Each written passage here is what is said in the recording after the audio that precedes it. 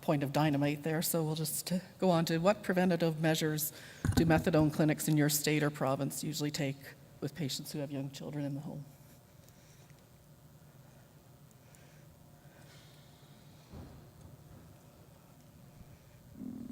I'm aware that in the province of Ontario, that if a methadone user graduates to being able to take home their methadone, so initially it's a carry, as they call them.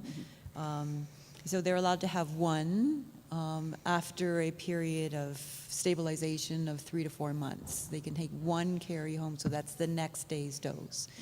And if after several more months they continue to be stable, then they start to be allowed to take larger and larger quantities. They have to produce a locked box before they are allowed to take the carry. And that carry, so that single carry is put in a locked box in a single dose container. So, it's in tang, it's, in a single glass that's got a top on it, and it's then in a locked box. They are to keep that in the refrigerator.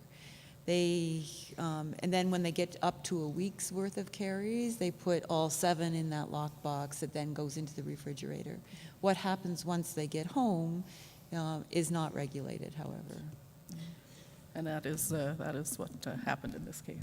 I think it's important to recognize that while the methadone clinics are concerned about that, where we're really seeing a lot of the deaths are not from the methadone clinics, but from the pill mills, where you're getting huge dose numbers for the control of pain. And I'm not aware of any efforts they're making to reduce the risks.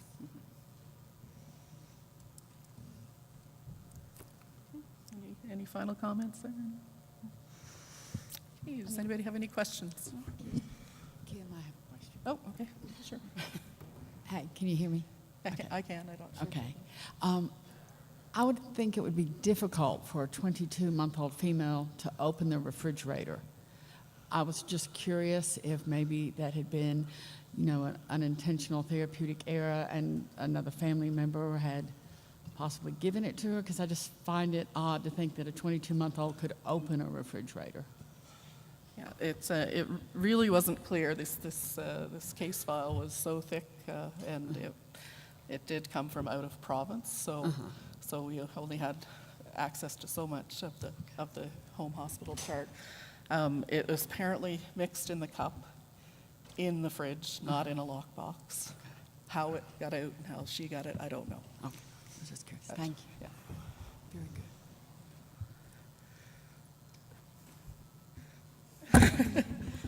Jean Clary from Southeast Texas. Just had a general question in the management of methadone overdoses in general. Why does Narcan not seem to work very well in these cases? Part of it depends on when you're talking about an opiate versus an opioid, and whether it's a synthetic product versus naturally derived. And methadone is synthetic, and so it takes larger and larger doses usually for it to reverse.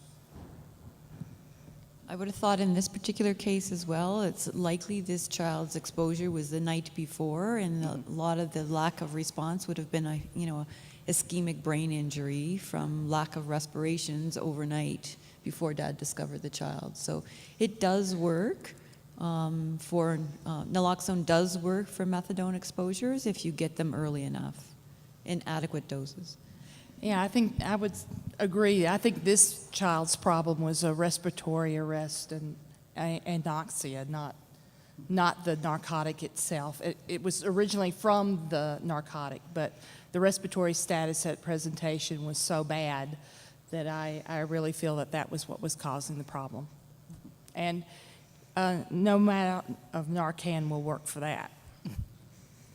Nancy Murphy, I'm the director of the Poison Center, and was unfortunately involved in this case very late in the course. And of course, it was very clear that Narcan was absolutely pointless and had been for quite some time. But it was, I think in this case, emotions were running very high and they felt like they needed to do something, right? So it was difficult to tell them, and I'll tell you in particular why in this hospital, to tell them stop the infusion outright. We had to make our position clear, But on the other hand, we didn't want to force the issue because we've had other experiences that have been very negative with Narcan infusions. Specifically, they're afraid to use Narcan infusions. And I don't know if that's a phenomenon you've experienced as well, but we had 2 cases of opioid ingestions in pediatrics that were somewhat symptomatic, certainly not a case like this. They did have a good outcome. But in hospital, they were just couldn't get past the infusion part. They would not do the Narcan infusion on the floor. They just refused to do it. And in both cases, the patients became symptomatic again and required boluses. So there were a lot of factors in my decision not to say stop the infusion because of the experiences we'd had before and because of this particular case. I didn't see any harm in it, but we certainly made it clear that it was pointless, really, because she had suffered a significant hypoxic injury, and that was how she presented.